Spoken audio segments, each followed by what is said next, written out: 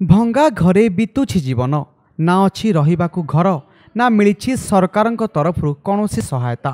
दृढ़ मनोबल सहित मानसिक विकारग्रस्त पुतुरा को नहीं जीवन बिताउछंती निराश्रय वृद्धा। ए हेउचे रायगड़ा जिला गुणपुर बेबर्ता ढेप साहिर दृश्य। नाम तांको आदि मामा। मुंड गुंजिबाकु भल घरटीए नाही। दिओला दिमुठा दाना जोगाड़ करने सक्षम नुहति एही आदि मामा। बयस पाखापाखि 80 छुईलाणी। चम धुड़धुड़ सांग को आखि को भल देखा जाऊ नहीं। एही निराश्रय वृद्धांक स्वामी चलीगला परे असहाय होई पड़िछन्ति सीए। निजर बोली किछि संतान नथिबा बेले निज भाईर पुओ रवि को छोट बेलू संतान भावे लालन पालन करि आछन्ति एही आदि मामा। मत ओसिया बरसला आम बुढ़ा मरीगला आम बड़टा अच्छी जे एबे 20 वर्ष होला से मेंटल हो जाइए से किसी आणुनि ताकू मुई आका पुषुची आउ मो घर ना दुआर ना मुई 25 केजी चाउल पाऊली एबे जे मत 5 केजी दौती आउ 5 केजी देले 2 लोक जाक किंतु बंचबो थिले खाउची न थिले सिंतु बंची के खाउची जनकर दांडर थिला को तांग बिकर पड़िकरी से घरटा देइजति से बुढ़ी आका 4टा दुकान धोईकरी से बुढ़ी रोजगार करके आनुची से बुढ़ी से छुआटा खाइबा दउची तार निजर घर बोली नाही गोटे लोकटा ताकि एमती तार विकल न सही पारी गोटे जगह खंडे देइची से जगह रे टेण पेण मारचंदे साई वाला धर्म रे से बुढ़ी रहिची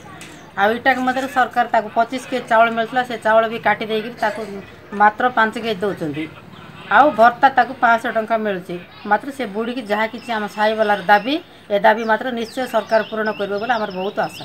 विधिर विधान बड़ विचित्र। विगत 10 वर्ष हेब मानसिक भारसाम्य हराई बसिछि एही पालित पुतुरा रवि। वर्तमान रविर बयस पाखापाखि 25 वर्ष। जेतेबेले रवि भल थिला दरजी काम करी 2 पैसा रोजगार करथिला। एही रोजगार रे 2 प्राणी आनंद रे चली जाउथिले।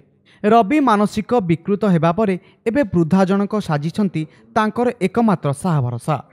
आदि मामांक निजर घर बोली किछि नाही। वृद्धांक एपरी अवस्था देखि जणे बदान्य व्यक्ति एक घर तांकु देथिले।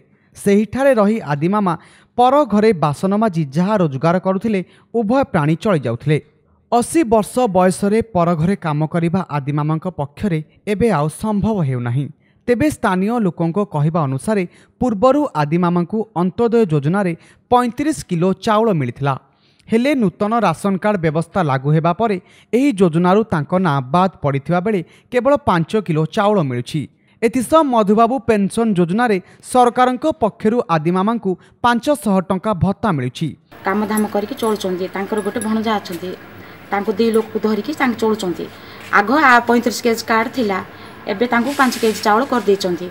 जदि सरकार दया अच्छी कि सुविधा करिए बोले 35 केजी कार्ड करंतु आउ तांकर कोन व्यवस्था करछन सरकार से तरफ किछि साहाय्य मिले। हेले बड़ दुखर विषय सरकार गरीब असहाय मानकु विभिन्न प्रकार योजना रे सहायता प्रदान करछंती किंतु एजाए मानसिक विकारग्रस्त रविंकु कौनसी प्रकार सहायता मिली पार नाही।